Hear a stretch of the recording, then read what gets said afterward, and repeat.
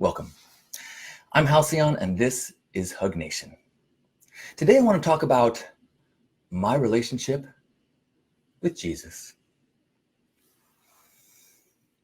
Now, something rather interesting happened over the last week and a half with my online world.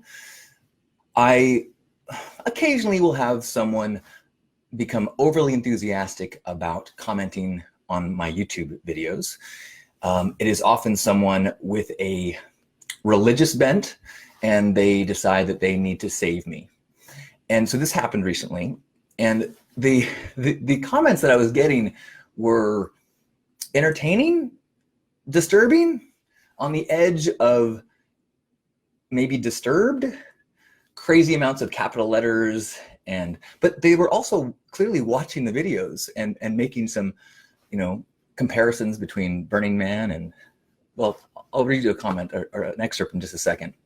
But initially I responded, and then this person just kept posting, and so then I blocked them. But I shared some of the screenshots of these interesting and enthusiastic conversion comments on Facebook, and it got more response and more comments than anything I put online in a while. So I wanted to dig into them a little bit and also talk about my relationship with the church and with Jesus and how that has evolved over the years. So follow me. Not in the follow me as I am the way, but just, listen to this story. So, well, let me just start with, I'll read a little excerpt of this person's, one of the comments. I appreciate your honesty. Everyone has their own thoughts, values, morals. I should say that based on the capitalization, it might be read like this. I appreciate your honesty. Everyone has their own. But I'll just read it. Okay. Everyone has their own thoughts, values, morals. I think it's quite interesting how you have replaced the 10 commandments with 10 principles. I'm not here to judge you or anyone that chooses their free will to be foolish pagans with no moral compass. Side note, that sentence is poetry. I'm not here to judge you or anyone that chooses their free will to be foolish pagans with no moral compass. How could you possibly read judgment into that sentence? But anyway, I just feel like it's not fair to force your beliefs on the default society that have no interest in your way of thinking when it comes to tolerance. Stay in the desert with that. I think they meant the desert, but it's spelled as if it is a savory treat that you eat after a meal, which makes it so much better. See what I mean? It's poetry. Don't try to change the world to be tolerant of your perversion. I should say, I took some of the stuff out here. They became convinced that I was a homosexual, and so that became part of their frustration, as well as all the Burning Man stuff. But there was a lot of comments. This is an excerpt. There will not be another flood for Sodom and Gomorrah this time. It will be fire for eternity. But hey, you people like burning stuff. So I guess that might be appropriate for you to get VIP tickets to hell.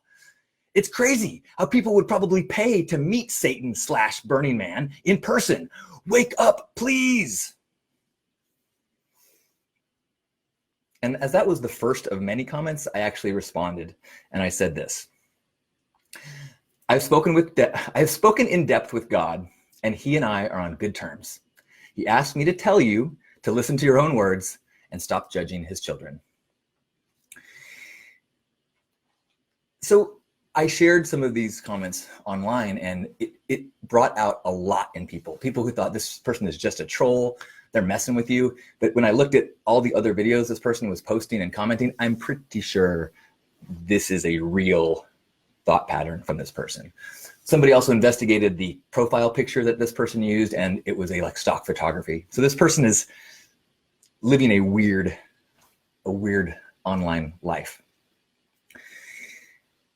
A lot of people were angry at this person. Some people wanted to, make counter arguments to these things, which I think is a understandable, but a rather futile use of energy. And there were people that, had sympathy and compassion.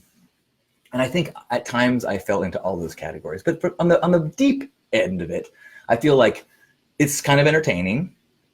It's kind of disturbing to know that this is how certain intense, extreme religious beliefs can manifest in people. But I have no anger, just a little bit of, this does not sound like a happy way to live. And it's always crazy to me when I think of the thought process of someone sitting down at the internet, this portal to almost an infinite number of concepts, ideas, people. And as you're traveling into this infinite cornucopia, you find something that you don't like. So rather than go anywhere else, you go, I'm going to spend the next couple days smothering this thing that repels me and just talking about it. And it's like, it's a weird instinct that we people have.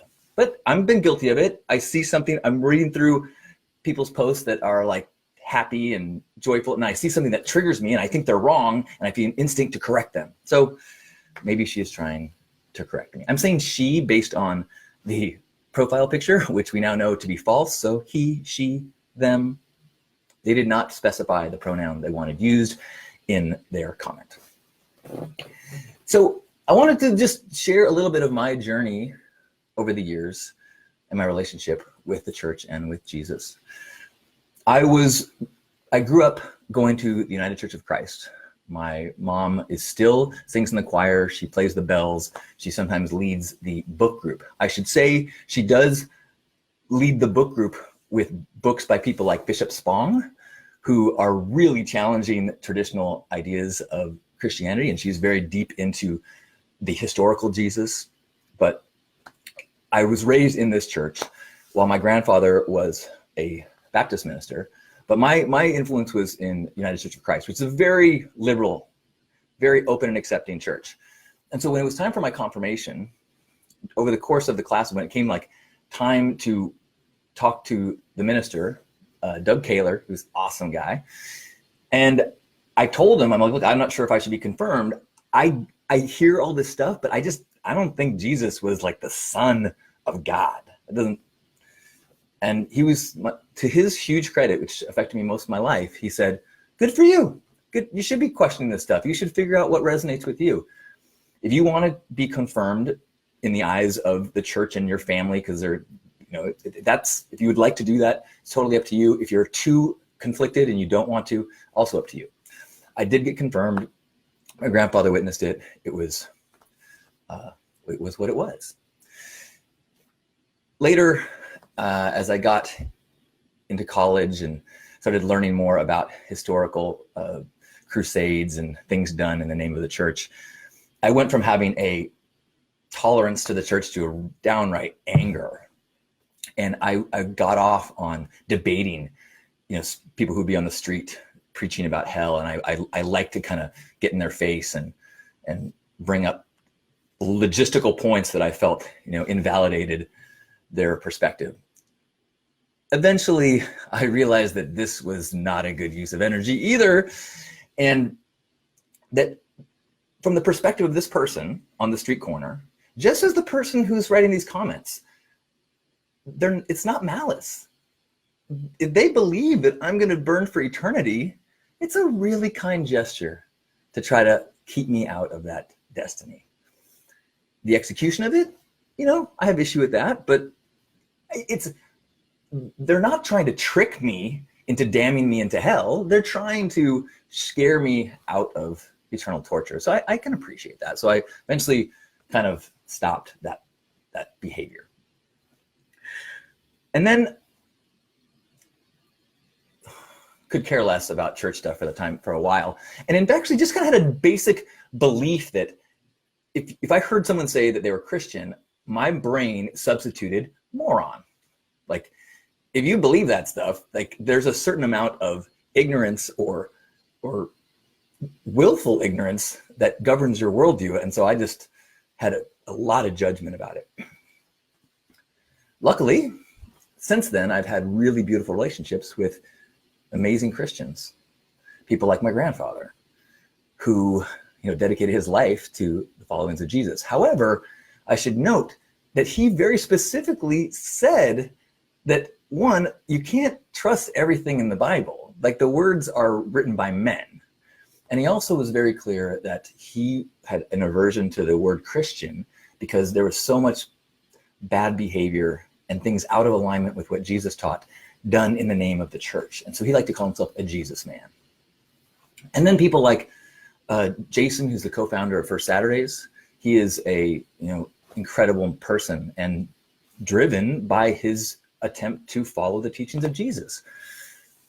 And then things like I started going to lectures for a long time by Jacob Glass, who teaches A Course in Miracles, which is kind of a modern, updated interpretation of Jesus' teachings. Actually, the mythology behind the book is that it was actually a woman channeled Jesus as it was written. But that helped me see some of the old school words of the Bible in a context that made sense to me in terms of one's personal spirituality and one's connection to spirit and one's connection to oneness that is accessible to everyone. I've never been able to accept the concept of Jesus as a son of God, except in the way that we are all sons and daughters of God, and that we all have the ability to access, connect to this Christ consciousness. And there are mystics throughout history that connect to this consciousness. There are people, more and more people every day in the modern world that are connecting to this consciousness. I think that through peak experiences, all of us probably at one time or another have connected to this consciousness. And therein lies my relationship with Jesus. It's a role model, one of many, teaching concepts of peace and love and connection and discipline and turning the other cheek. And I had a really cool experience this weekend where I got to meet Brian Baker. Now, Brian Baker got on my radar a few years ago when I saw a sermon of his. He is a priest, and he went to Burning Man a number of years ago. He still goes to Burning Man. And I met him this weekend at the Burning Man Theme Camp Symposium. Now, Brian gave this sermon, dressed in priest garb at the pulpit, about the love that he witnessed at Burning Man and how he saw people acting in these Christ-like ways of service, of gifting, of brotherly love. And it's such a beautiful sermon. I urge you to look it up. Brian Baker, priest, should get you there. And it was so wonderful to see him and appreciate him, and also tell him stories of my grandpa, as this is one more beautiful follower of Jesus who has helped to repair my relationship to those who also follow Jesus. And he told me about, how beautiful the Burning Man experience is to him, and how he sees this amazing behavior from people there. And he talked about, he did like a ceremony with people at the temple that was profound. And he said afterwards, people came up to him and said, "Will you be doing this every day?" He goes, "Never in all my years at the church has anyone came up to me after a sermon and said, 'Will you be doing this every day?'" And then he shared something that I thought was really, I've been sitting with. He said that while he was at Burning Man, something that happens periodically is people will yell things at him, aggressive things, angry things towards this man of the cloth, this symbol, this representative of the church. And he said, "I realized that this is my role in helping people to heal from the wounds that the church has inflicted upon them." It's like, wow. That's some turn the other cheek shit right there. I was like, damn, that's walking the walk. That's being a follower of Jesus. To be following him, taking the aggression for doing so, and saying, "I hope this helps heal you. I will receive this." And so maybe this is the role that I play for the woman who left those comments. Maybe I can help heal her anger or wounds from, I don't know, probably not, maybe not. But I think that this lesson that Brian showed of meeting all aggression, all energy with love is the lesson of Jesus, is the teachings of Jesus, and is the teachings of the Christ consciousness that we witness in so many leaders, spiritual mystics, and in ourselves at our best. So my relationship with Jesus is good. He and I are on great terms.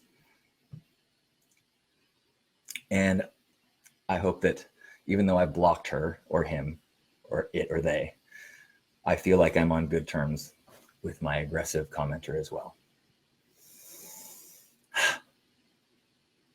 Praise Jesus. I love you. If you enjoy these transmissions, do me a huge favor and share them. Give them a thumbs up, give them a like. Let people know that this is worth listening to. It would make a big difference in my life. Or join my email list and get to know all the new things that happen, including when my next round of coaching will start at list.hugnation.com. Actually, just search Hug Nation. You can find my YouTube channel, find my iTunes, all the good stuff. I love you. And if you want to learn what NERN means, learn about what I'm doing with coaching, you can go to pinkpath.net.